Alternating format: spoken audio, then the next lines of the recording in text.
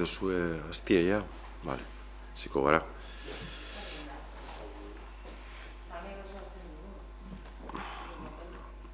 Vale. Oiko osoko bilkura, ospatzen dugu, 2023ko maiatzaren 11an, arratsaldeko 7etan, urrengo gai zerrendarekin. Lehenengo puntuan, 2023ko martxoaren 30ko eta apirilaren 29ko osoko bilkuren aktak onartzea hala badagokio. Akten inguruan edo zozerdeko zuen? Bai, martxoak 30ko aktan Anderean azela epiten dago eta igual zuzendutu beto. Eta deialdi zen fetxi betxartu mintiago, 2022 pintzen dago euskarazko ataldean, gaurko deialdi zen. Hori, besteik ez. Vale, bigarren puntuan, 2023ko, boskatu enbiduguz, bai. Bueno, akten onarperan aldeko boskak.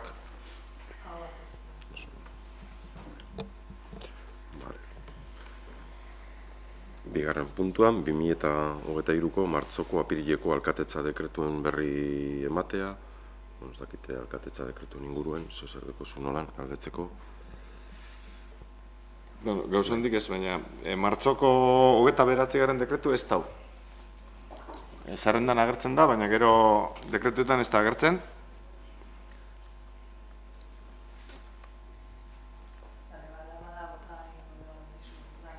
Bai, akatzen bat edo, bai.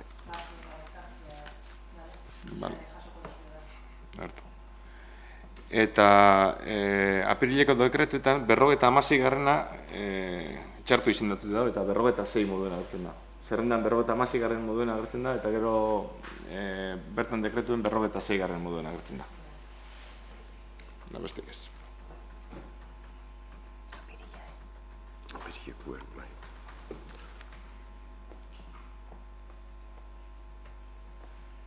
Bai, hori da, udalekuen esleipenaren 56.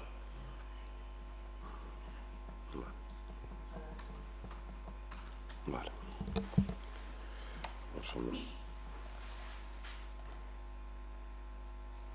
Vale. Hirugarren puntuan,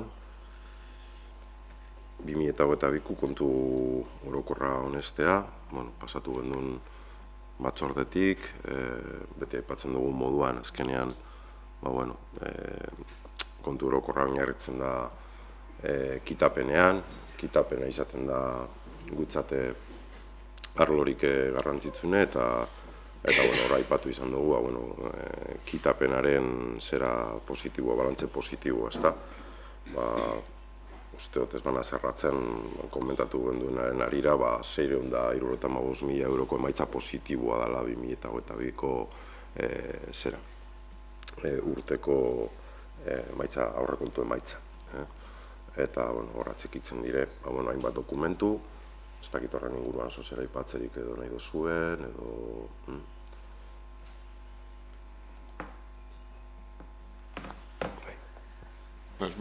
Probatu honaz, beti esan dugu berdin ez, egin beharreko prozedura bada, guk ez dugu ezer kontra, baina ez dugu parte hartzen, ez dakigu nondin hori doiz, azten idungo da eta punto. Besteik ez. Ez badago besterik. Buskatu ingo dugu. 2022ko kontu orokorra onestea, haren aldeko boskak. Abstentzioak.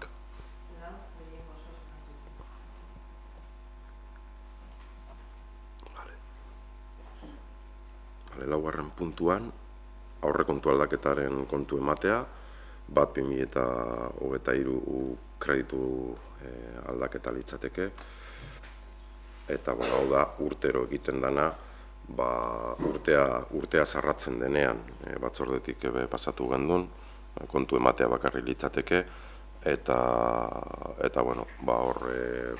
urte bukaeran, fakturatu gabe gelditu diren zenbatekoak urrengo urtera pasatzen dire, edo martxan dauden proiektua gauzatu gabe edo bukatu gabe dago zana, konprometituta gelditzen diren diruak hurrengo urtera pasatzen dire. Orduan, hor aipatzekoa da, pasatzen dela inbertsioetako atala da batez be, 1.109.000 euro. Eta batez be, logikoa da, ze azkenean hor, hainbat proiektu potolo pasatzen dire hurrengo urtera, komun publikoa 76.000 euro, nagusien zentro berria, 483.000 euro, Berrizburuko ekipamentuak, 40.000 euro, Kanpo Santuko bidearen txukunketa, 454.000, auzobideetako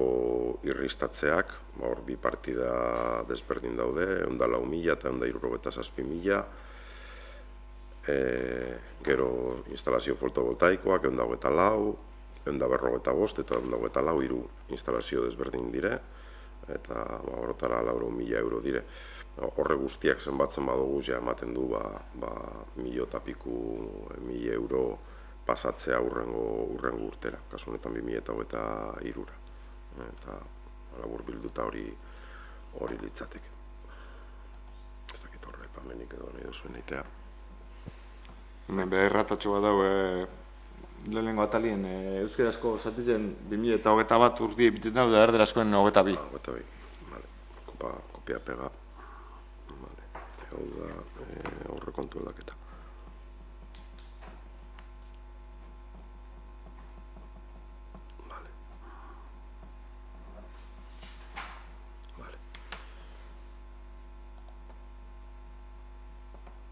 Bosgarrenean, iruzurraren aurkako plana onartzea, hor komentatu gendun zela noin Europako diru laguntzetara aurkezteko, derrigorra dan iruzurraren aurkako planak martxan ekitea, udaletxe guztietan, beti ere nahi badugu esan bezala diru laguntza horietara aurkeztea, eta legeak berez, 5.000-etik, ez bana zerratzen 5.000-etik berako udalerritan ez du derrigortzen horrelako planak izatera, baina gu kasu honetan alde batetik Europako laguntza horietara aurkezteko zer horrekin eta hobetzeko ideiarekin plan hori aurkeztu dugu ezta.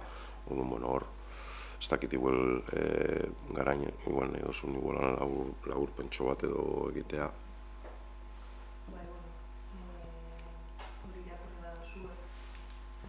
Bai, ointxe. Bale.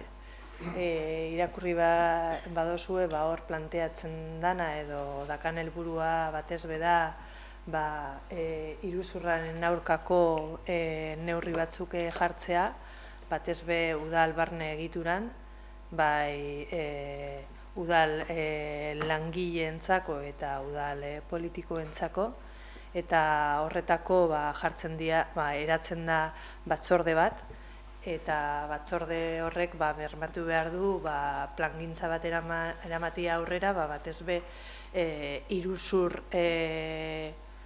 gai batzuk ikusten baditu, ikuskatzea ia gertatu dizen edo ez, udal langileekin edo zinegotziekin, eta baita konflikto de interes bat egotekotan ikusi, ez? Ia erabakia izan badan interes pribatu bat interes pribatu baten oinarrituta interes publikoak alde batera lagata. Orduan hori daka helburu, jakin herritarrentzako bai jarriko dala e-mail bat anonimoa izango dana, alako jarrerak eta ikusten badute, jakinarazteko e-mail horren bidez batzorde kide hoiei, eta orduan dagozkion prozedurak egiteko, eta hori da pizkat, azken hau da pizkat herritarrei jakinaraziko dieguna, ez? Batez be, aukera hori eukiko dutelako bide emateko euren susmoi eta bar. Eta pizkat ez dakite hori da planteatzen dena. Zoze, badeko zuen komentatzeko. Ontxe, garainek komentautakoen arabera, batzorde bat eratuko zela dinozue, nork osatuko leuke batzorde hori? karreradun funtzionariak izango ziren, eta seguruenik ogasunari lotutako langileak izango dira, batez be euradak dakatelako aurrekontuaren eta gastuaren ikuspegi orokorra eta egokiena izango zen, hori dakau aurre ikusita. Ni egongo nintzen bertan eta beste bi udal langile.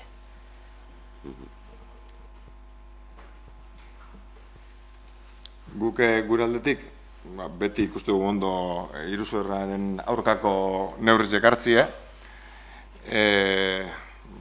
Gauza positibotzat ikusten dugu eta aldeko boski emongo dugu. Baina zalantza batzu dugu, ze ondino ordaintzen gabizen izun bat dugu hortik 1.800.000 eurokue. Eta ez dugu errudunik eskatzen, baina bai erantzunkizune hartze bat ematek eta arduri hartze bat ematek horren inguruen. Eta orduen garaizen esakun batzorde bat eratu bizala gertatutakoa argitzeko eta ondino zain gauz. Eta urte batzuk badie zorra ordaintzen gabizela. Orduen espero dugu honek hobetotxua funtzionetie eta batzorde hori eratu behar bada funtzionarioekin eratu daitela eta funtzional daitela ganoraz. David. Por nuestra parte, igualmente, cualquier tipo de control antifraude y demás es bien acogido y todo este tipo de iniciativas votaremos siempre a favor. Vale. Bueno, gero hurrengo gaia ez dut esango guztiz erlazionatuta dagoeniko horregaz, baina hobekuntza planteatzen dire kontratazio alorrean ere, orduan esan bezala plana aurkeztu dugu eta bozkatzera egingo dugu planaren aldeko bozkak.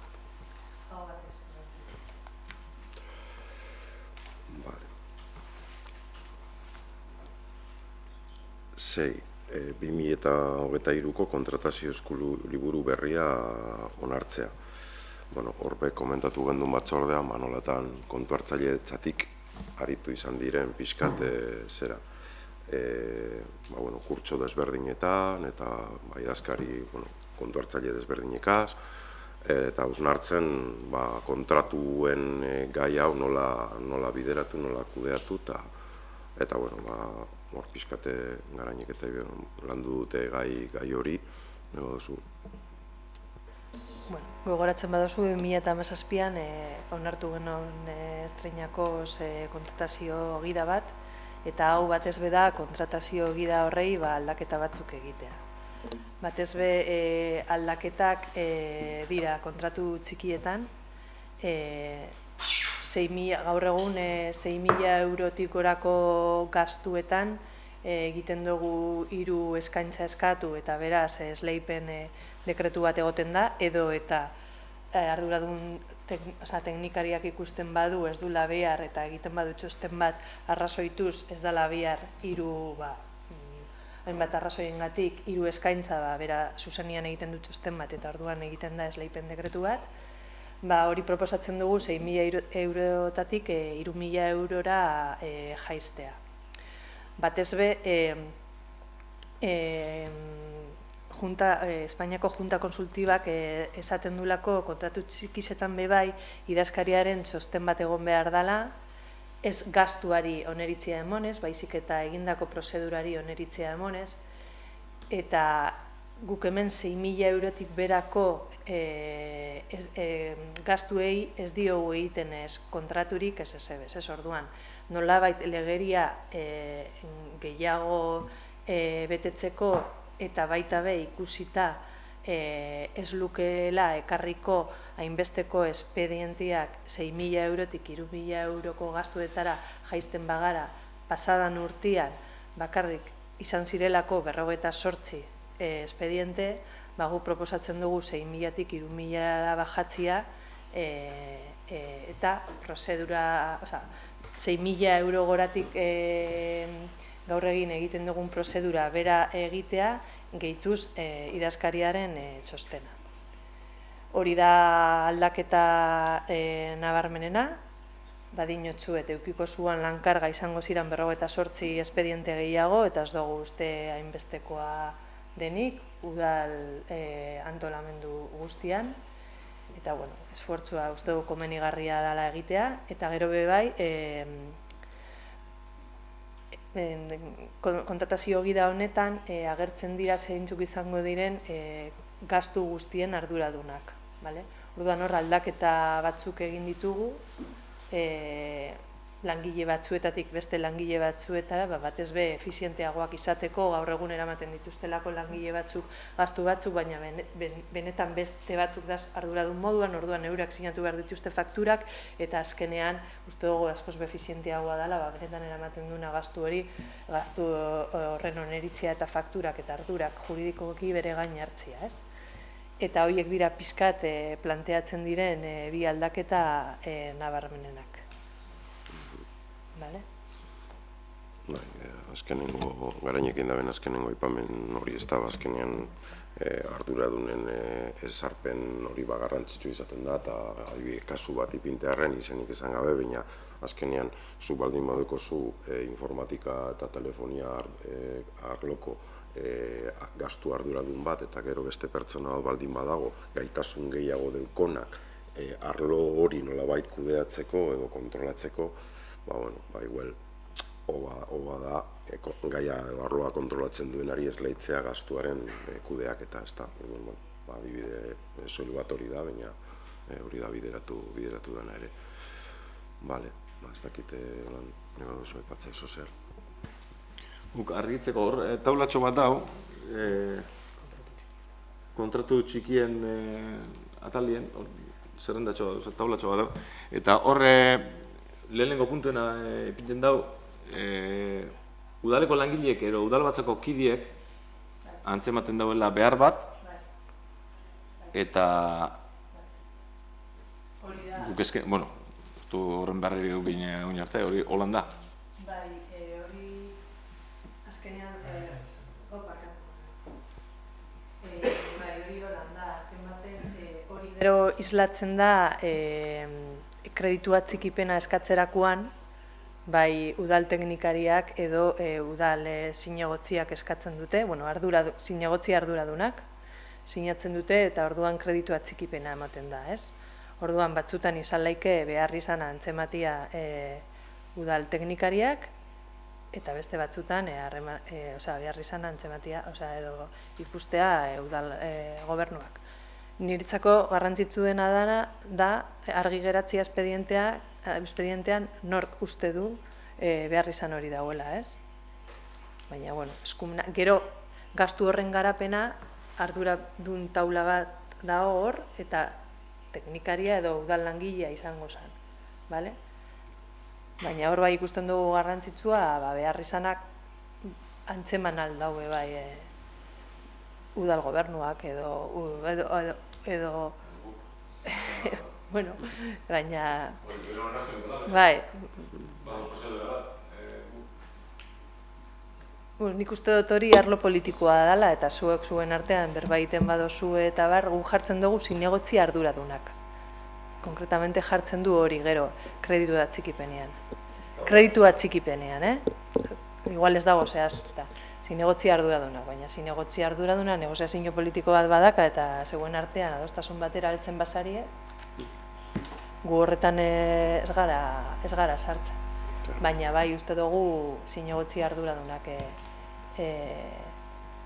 sinatu behar dula, bestela zoramun bat izango zen.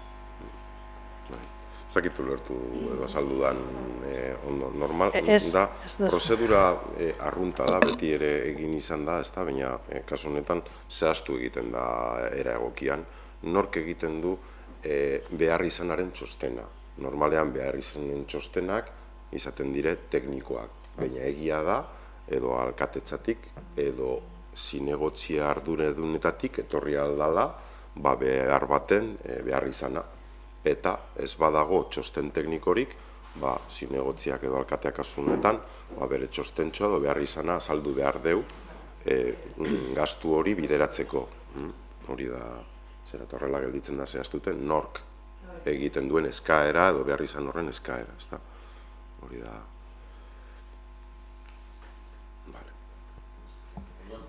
Batzorde buruak ulertzen dut izango diela, prozedura hori martxan ipini lekienak. Bai, era ez ohiko baten izaten da, ze normalean planteatzen diren gaiak, teknikoek normalean hartzen da euren gain bete behar hori, mantenu gastuak direnen edo inbertsioak espaloietan eta abarretan, askotan teknikoak egiten dau behar izanaren txostena, ez da.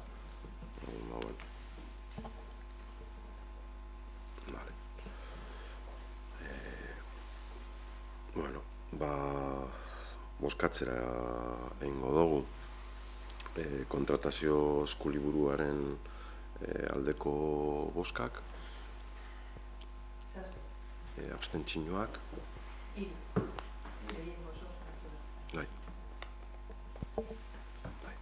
Galderak etorri die, ze guk positibo ikusiko gendun, guk eskatu alizetie prozedura formal baten bitartez, gastu bat eitzi, esan dut guk ikusi genke behar bat leku zehatz baten, eta horretik etorri da galderia. Ez da lasteria. Eskauz kontra, ondo ikusiko gendun guk eskubide bitie eskaera horrek egiteko formalki.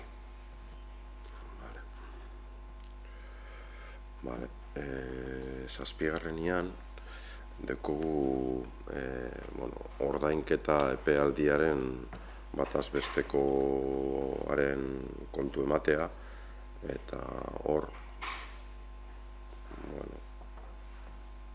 dekogun epealdia azkenengoa 21 egunekoa da,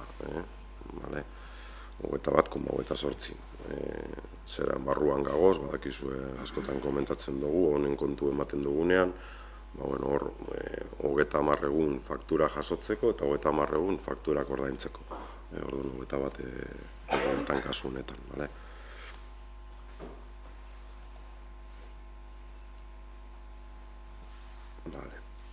8. puntuan,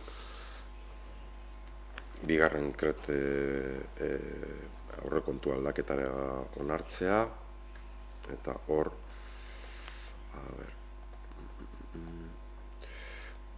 hor badakizue zuzenketa bat egin izan dugula udalkutzaren kitapen positiboak zelan aurrekontuetan txertatu behar diren. Oin artean eta udala askotan egin izan da, baina era egokia, aurten planteatu izan dana, izango litzateke, eta da aurrekoetan kitapen positiboa, aurre likidazioa kontutan hartzen gendula, urte bukaeran, hurrengo urteko aurrekontuetan txertatzeko aurreikuspen hori. Eta aurtengoan egin izan dela, aurreko urtean egin izan zana da, horrela ez kokatzea, diru hori, eta itxarotea likidazioari. Likidazioa egin ostean, positiboa izan danez, eta kasu honetan 89.000 euroko kitapen positiboa udalaren aldekoa, hori txertatzen da, ja behin, diputazioaren kitapena gauzatu ondoren. Eta da, nolabait, 89.000 euro horiek txertatzea aurrekontuan, eta hor gastu batzuk aurreikusten duguz, 89.000 euro horiekaz bideratzeko. Eta hor, adibidez, aipatu dugunari lotuta, ez da, hor teknikoek txosten batzuk egin dabez, eta adibidez, uretako gastuetarako 15.000 euro aurreikusten dire txertatzea, hor urdelatzeko manantialak eta hobeto jasotzeko, ikusite bezelan datozen azkenengo udaberri eta uda sasoiak, komeni da eremu horretako ure ganoraz jasotzea, litro segunduko litro desente jaso daitezke, eta hori planteatzen da 15.000 euro txertatzea horretarako.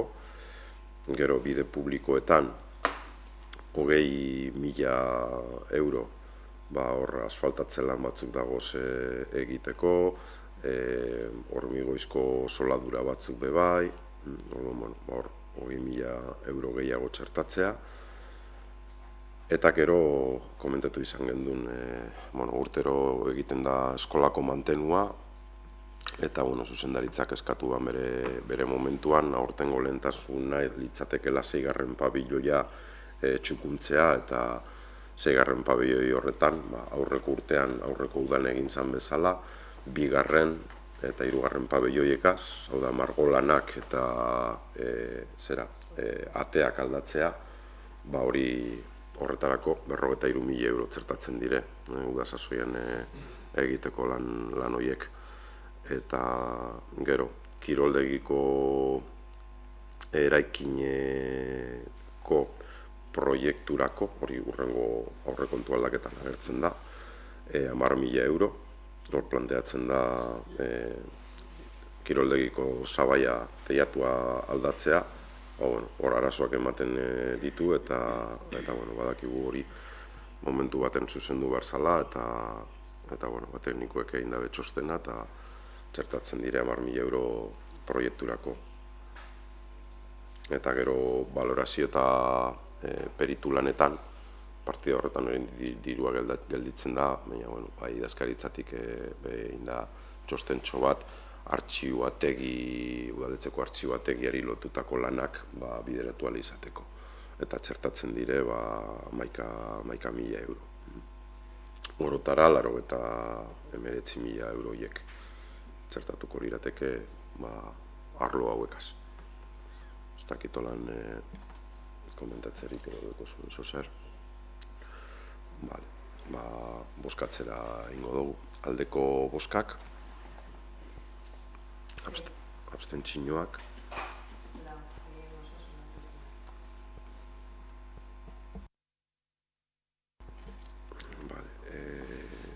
Urrengo puntua barkatu, litzateke 3 kredito atxikipenak kasu honetan, aurrekontu aldaketa onartzea, eta esan bezala, hemen aurre ikusten dire 208.000 euro txertatzea gerakinetik, eta bata litzateke hirigintza aholkularitza gaur egun daukagun kontratuta daukagun hirigintza aholkularitza bermatzeko, kontratua bideratzeko, gero eraikinak, kiroldegiak, benduari 95.000 euro, esan bezala, kiroldegiko teiatu aldatzeko, eta gero arlotik bebai pixkate hausnarketa eginda, hor sareen digitalizazioa planteatzen da, eta hor askotan komentatu izan dugu, uren hornidura digitalizatzea komeni zaigula, sare guztia, sanamentua, eta gero bestetik, argiteri publikoko instalazioak eta kableria guztia, kuadroak eta abar. Eta horretaz aparte, garrantzitsua den beste kontua dago, espedienteen aktibidaden espedienteak nolabait ere digitalizatzea. Aktibitate guztia kontrolpean izateko eta lehen ibili gara bilkura horretik komentatzen, ez da, poligonoan, enpresaren batekin edo espedienten batekin, aktibitate batekin, arazoren bat edo baldin badekogu, digitalizatuta baldin ditugu honelako espedienteak, harinagoak izango gara kudeaketan.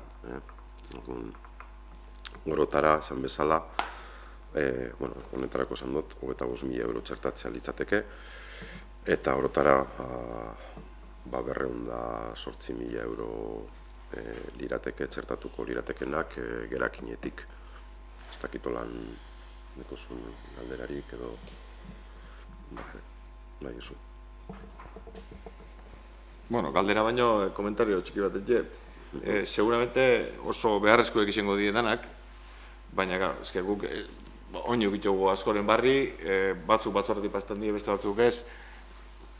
ez ziogu boskau, alde zioguen, askotan, batzordera, oro plenora etorri arte, ez dugu egiten mugimenduen barri, eta batez behar remanentetik diru erabiltzen danien, guztaukoakun erabakitzen parte izatea. Naiz eta batzutan ados egon, ez batzutan ez. Eskaren ez, ez ziogu aldein. Vale, naiz, zozer, epatzeko. Vale, boskatzera ingo dugu. Aurrekontu atzikipenaren aldeko boskak. Abstentzioak.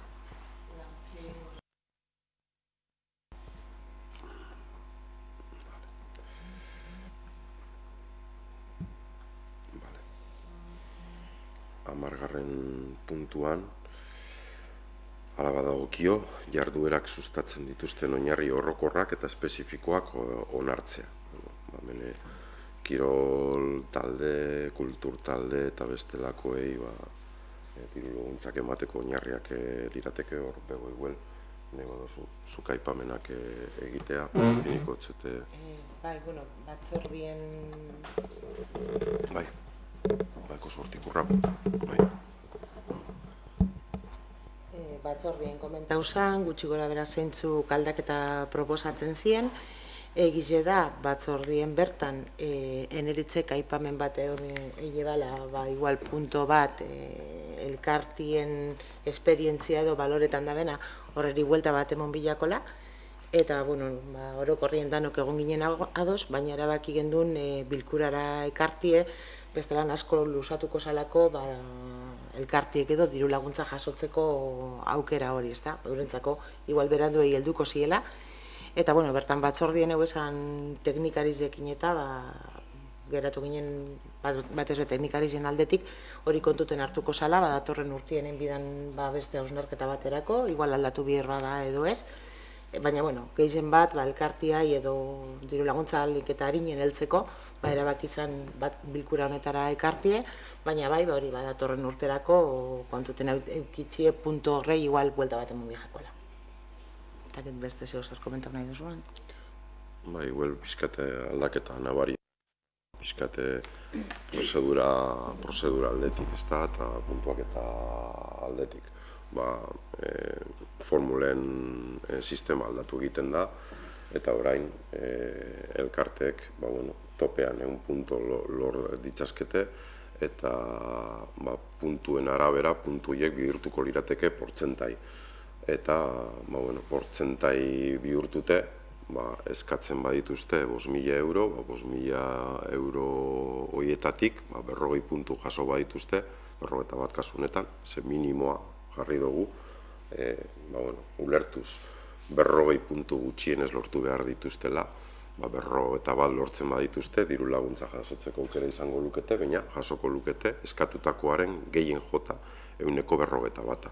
Hori da pixkat planteatu izan dana ikusite eta simulakroak eginde aldaketa. Uste dugu dalako... Bai, prozedimentalki izan dut pixkat puntuaketaren inguruan, bestetik, bai, euskararen erabilera zuten oso patu. Eta hori, igezko oinarrizetan euskararen erabilera baloratzen zen edo 2,5 puntu edo bapez. Badauz elkarte batzuk euneko eunien ezin dizela euskera saritu, baina bai eitzen da bela alegin bat, eta orduan alegin hori baloretako, edo igual apur bat pizgarri bat, ez da, beste alegintxo bat egin deizen, hartu da erdibideko puntuazio bat, ekintzen euneko 40 baino gehize hau egiten badabe euskeraz, hor puntotxo batzuk egongo diebe bai.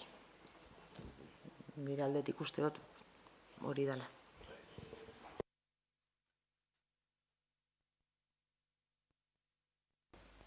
Bale, bai, begok aipatu da moduen, gu orokorrien ados gauze honekin, eta arazo bakarra da esan genduna batzordean, ez? Baremazioak ondo dauz pentsatzen dugu, bai euskeraren erabileraren inguruan, bai genero ikuspegi edo inklusibotasunaren inguruan, baina baremazio horiek eskalatuak direlako, mailakatuak, baina esperientziaren puntuan, mailakatze hori, derrepente, asko igotzen da, 4 urtetik 5 urteko esperientziara igotzen da nien. Orduen, guk ikusten dugu ez dela justo, oin dela urte asko norbait edo elkarte bat badabilela gauzak, baina esain ondo egiten, horrek hartuko duz puntuazio asko, bakarrik existitzearen eta beste bat orain dela gutxi sortu dena eta dana ondo egiten da benak ezin dugu hainbeste lortu. Hori bakarrik eskatzen dugu berriro ikustie, baina alde bozkatzeko beharko genuen behintzat guztion adostasuna eta idatziz hau aldatuko dugu. Hori ezin bada lortu momentu honetan esan zen duten ezetz, guk orokorrien alde egon arren abstenitu dingo gara. Baina hori da puntu bakarra, ikusten duguna.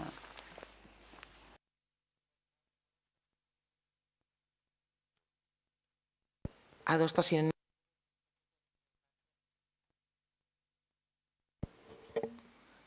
nik bentzetot batzordien argi geratu zala, danok ikusten dagule buelta bat emon bilakola, eta ganera komentau gendun, teknikarizek apuntau daitiela, datorren urtien hemen egongo dizenak seguru, teknikarizek die.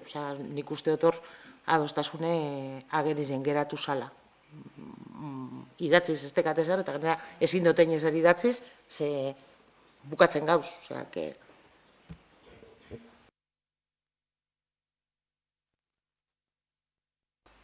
Hori, han geratu zan moduen teknikarizek izan apuntau eta geldituko da audioakta baten, hemen ere audioaktan geratuko da, ez? Guk hori idatziz uki izan bagenu, bozkatuko genuela alde. Hala ere, ez dugu oztopatuko hori ateratzea.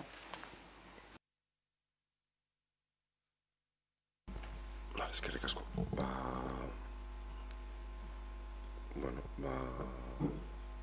Kasu honetan, esan bezala, epa parkatu.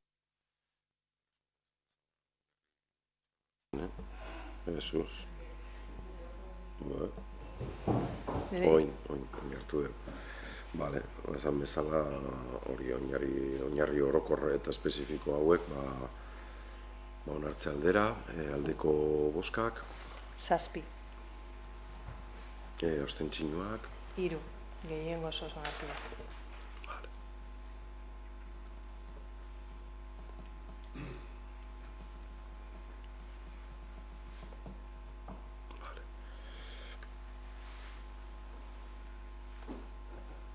Hamaikagarren puntuan, merkataritza bizi berritzeko plan berezi onartzea ala badagokio, eta hemen aipatzea aurreko urtean eta 2021aren bukaeran hasitako lan bat izan dela hau, merkatari elkartearekin eta merkatariekin oro har pixkate bideratu izan dara, eta helburu orokorra izan dela pixkat merkataritza, ostalaritza eta zerbitzuen sektoreak hirigunean nolabait batez ere bultzatzea, ezta? Eta hor, esan bezala planak merkataritza eta bere ingurunearekin erlazioa duten gai desberdinak aztertzen ditu alde batetik, eta merkataritzaren irudia berritu eta sustatzeko lagungarriak izan daitezkeen proposamenak jasotzen dauz.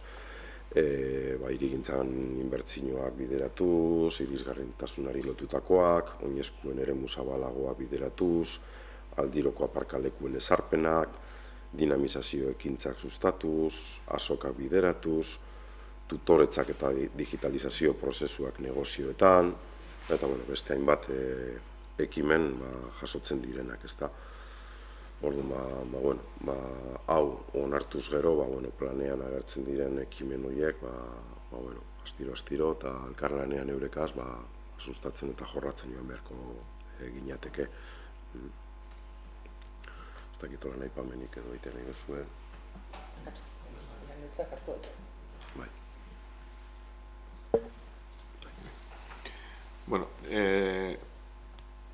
ni uste pandemia garaizen izan zen, bilera baten egon ginen merkatarizok eta zinegotzi batzuk, tartien uste dut 60 egon ginela, eta bat emat gehiago.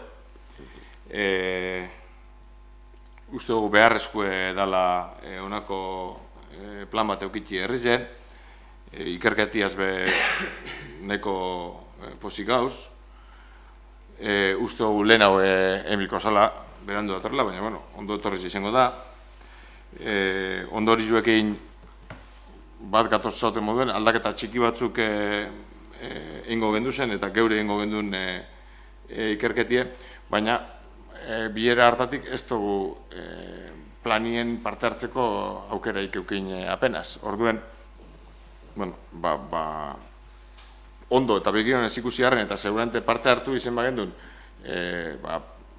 gure proposamenen bat botako gendun, baina alde egingo gendun, baina aukereik ez dugun ez eukin, azten egingoa. David?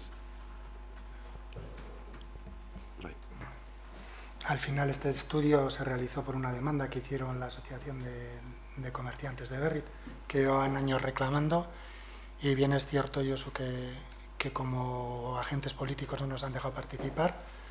Sí es cierto también que ha estado siempre abierto cuando ha habido las reuniones en la Casa de Cultura y demás, en las que se podía participar. Me parece interesante muchas de las medidas, y si fuera verdad que se van a realizar todo este tipo de medidas y correcciones y demás, yo creo que sería un buen plan. Y nosotras vamos a votar a favor. Zuzenketa txiki bat, perkuaren proposamena nik luzatu nien bere sasoian merkatariei egia da, denbora pasatu izan dela, eta hortik gero euren reklamazioa hau martxan ipinteko.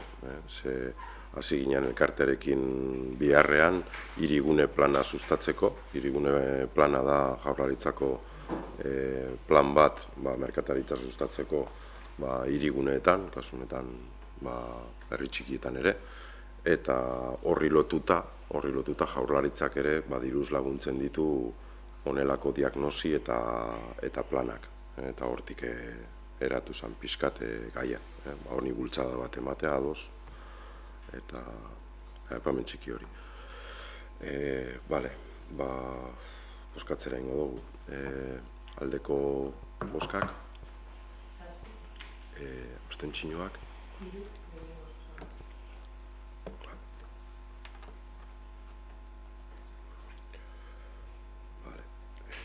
Barkatu idazue, momentutxo bat.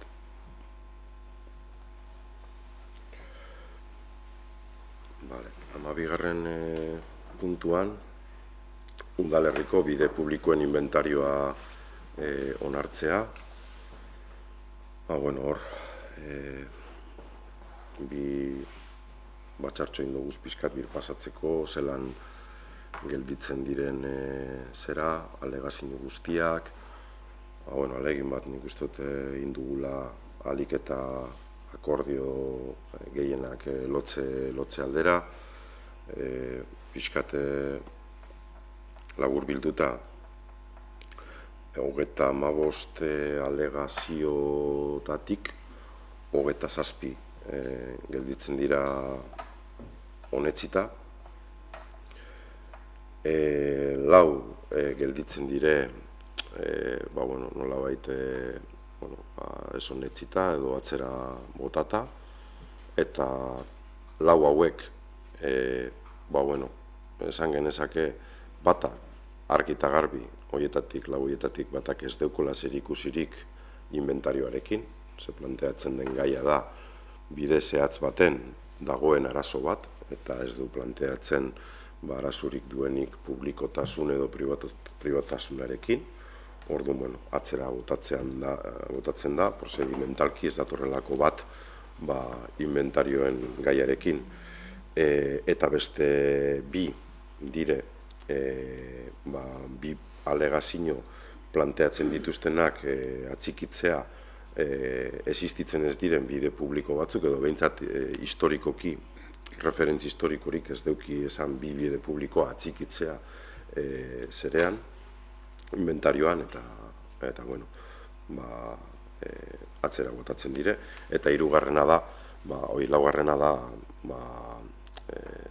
servidumbre de pasoko kontu bat, argia, lursail baten itxidura bat dago, baserri etxe horretarako sarrera printzipala da, eta lursail bat dago, aislatuta, barrenean, orduan, jabeak pasoa itxi beharko dio, bere landara legeak horrela agintzen duelako.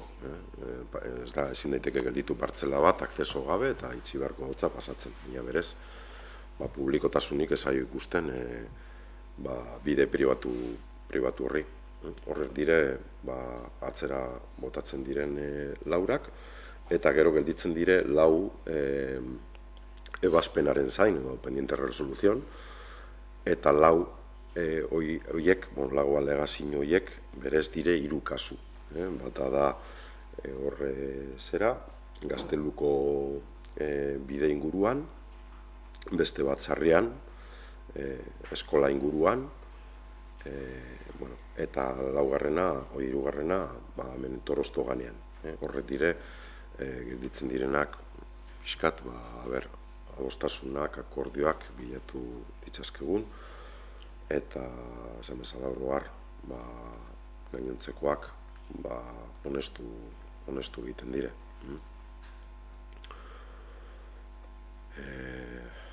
Hau behin onartzen denean, prozedimentalki, zenbat eguneko epea dago, errekurtzoren bat jartzeko garaine, pixkatan nuke jakitu nien egoteko.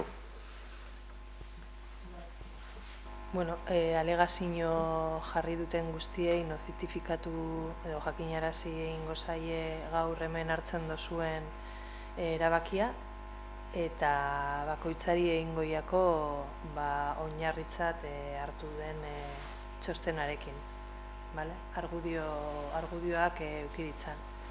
Beraz, jakinarazpena jasotzen den egunetik hilabete bateko epea edukiko dute berraztertzeko errekurtso bat jartzeko hemen udalian bertan. Beraz, halako zehose egongo balitz berriro be plenuak onartu beharko zuan edo ez berraztertze errekurtso hori. Eta aukera hori dakate edo zuzenian jakinarazpena jaso duten egunetik 2 hilabeteko epean epaitegietara joateko. Hori da pixkat alegazio egin duten pertsonak egin alduten ibilbidea. Gero publikatuko da bai, aldizkari ofizialean, beste administrazioei bidali egingo zaie, eta web horri izan edo herritarren eskuragarri jarriko dugu, ez? Hori da pizkat, prozedura administratiboa.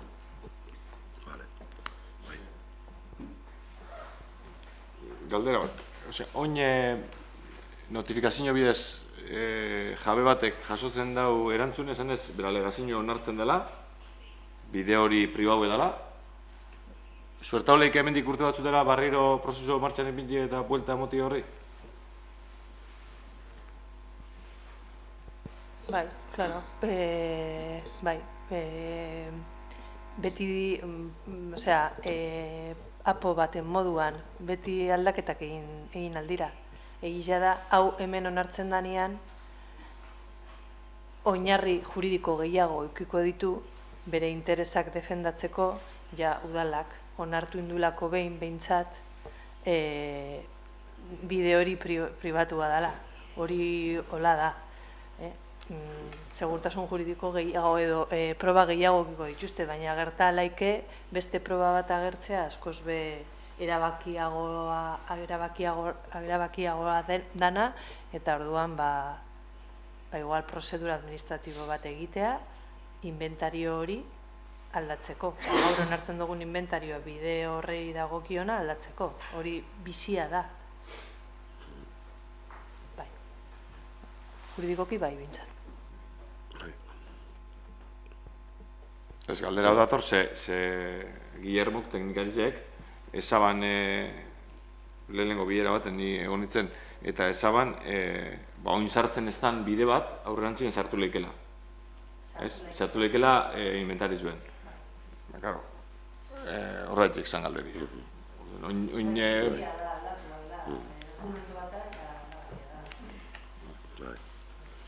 Bueno, guk prozedurie zalantzan ipini eginke, berez ondo ikusten dugu, udalak jakitie zeintzu dien bere propiedadiek eta bere bidiek hori ondo ikusten dugu, baina prozeduriaz, barrio be guztaukakun gu teknikaritzaz bildu ginenerako ja inventarizio lehenengo zera bentzetein jeuen, ez dugu eukin bilera ofizialik eiteko aukeraik Javiekin, bai egon gara pilo bataz, baina ez ofizialki, eta, bueno, guztaukakun, espero gu arazoik ez eukitio, baina aurrenatzien egongo balitzake arazoik, alkatiaz gutako bat emat, ez gu bakarrik, beste alderdizetako zinegotzi ebe, bertan egotie, gure ikuspuntu emoteko baino espada, be.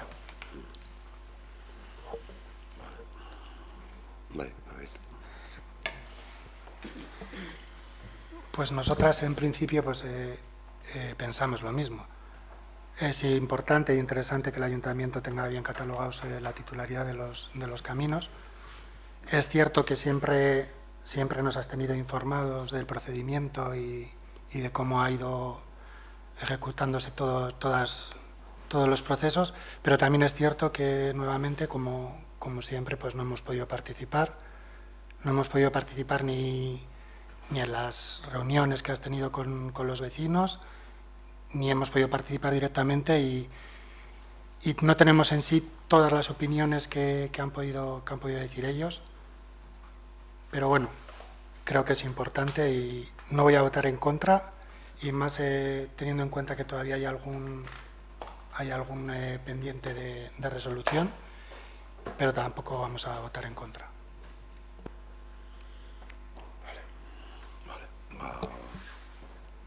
Bozkatzera ingo dugu. Bide publikoen inventarioaren onarpenaren aldeko bozkak. Abstentzioak.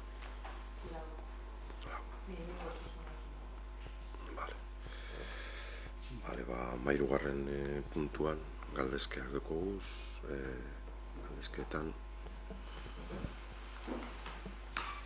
Bueno, guk erratut ez bagauz legegintzaldiko azkenengo plenu da gaurko ez da. Eta, bueno, arazo personalik ez dugu ekin orduen horretan ezkoi ez sartzen, nik bai nire taldekideek agurtu biduaz eta eskerrak emon bitziaz neuaz neritze denpora gitxego xabat laurtien neuaz egotiarren hemen, eta ni aguntatiaren da laguntziarren. Eta bai esatie, nik laburtu iban egun legegintzaldize, izango zala alde batetik pandemizie eta bestetik gure parte hartzen mugatue.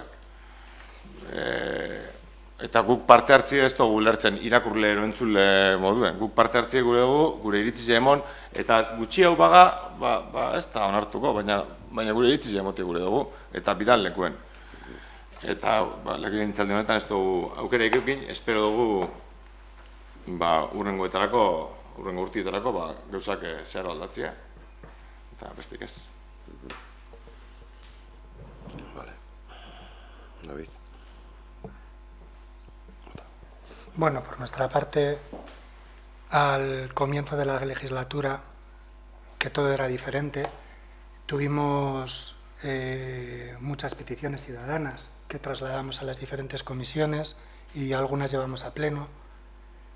Hemos presentado bastantes mociones que siempre han sido denegadas, exceptuando una que a día de hoy no se ha cumplido, que es la retirada de las placas de índole franquista.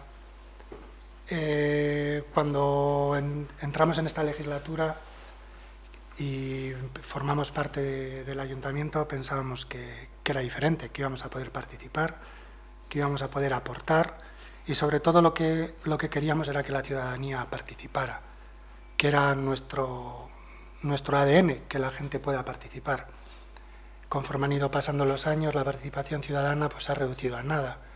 En un principio había unos presupuestos participativos que al final se han eliminado de los presupuestos, y era la única participación pequeñita que tenía tenía la ciudadanía. Sí es cierto que por parte de Bego nos reunimos una vez en la Casa de Cultura para tratar unas subvenciones, que podíamos haber hecho muchas más veces esas reuniones y que por una circunstancia u otra pues no se han hecho. También es cierto que una vez de que entró la pandemia cambió todo radicalmente. Mi vida también.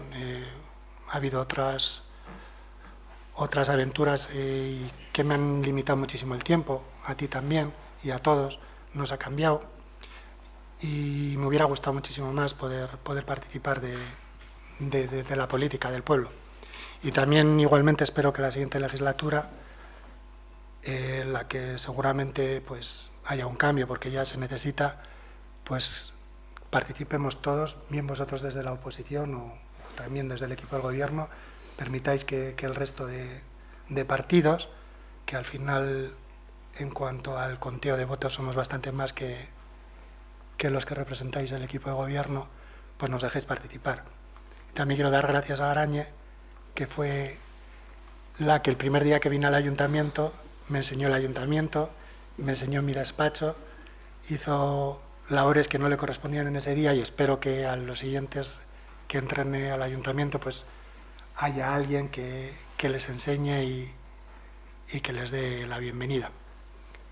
De verdad que ha sido un placer y que sí que puedo decir que todas las personas que estamos aquí presentes lo que más queremos es el bien para el pueblo, cada uno desde sus convicciones políticas y desde su manera de ver, pero sí que sois buena gente.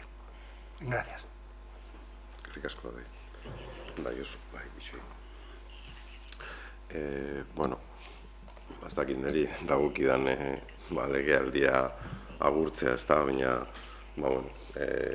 aipatu duzu, ez da, nola bizi izan dugun historikoki tamalez pandemia bat, eta pandemia horrek mugatu gaitu arlo askotan historikoa, bai benetan, ze ia bi urte eman genituen horretara begir, ez da, dekretuak etorri, dekretu aldaketak joan, diru laguntzak, jenteari laguntzeko, elkarteei, enpresei, azkenean,